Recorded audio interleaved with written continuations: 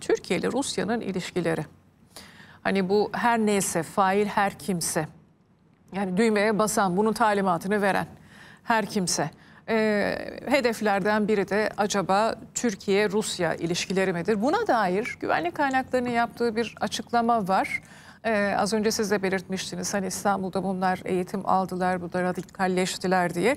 Güvenlik kaynakları Türkiye diyor ki hayır, o kadar zaman geçirmediler. Şimdi Türkiye'nin açıklamasına bakalım, değerlendirmeye devam edelim.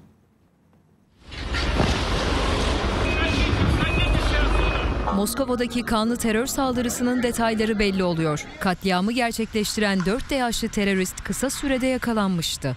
Teröristlerden ikisinin Türkiye'den Rusya'ya geçtiğinin belirlenmesi üzerine İstanbul'da eğitim aldıkları iddia edildi.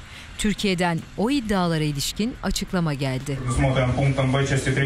Güvenlik kaynaklarının açıklamasında Tacikistanlı teröristlerin Türkiye'de yaşamadıkları, uzun süredir Moskova'da ikamet ettikleri belirtildi.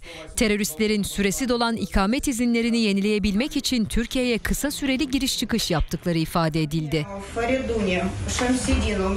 4 teröristin Türkiye'de geçirdikleri süreye ve giriş çıkış yaptıkları tarihlere de yer verilen açıklamada, İstanbul'da çektirdiği fotoğrafları sosyal medyada paylaşan teröristin 20 Şubat'ta İstanbul Havalimanı'ndan ülkeye giriş yaptığı ve 27 Mart'a kadar Fatih'teki bir otelde konakladığı belirtildi.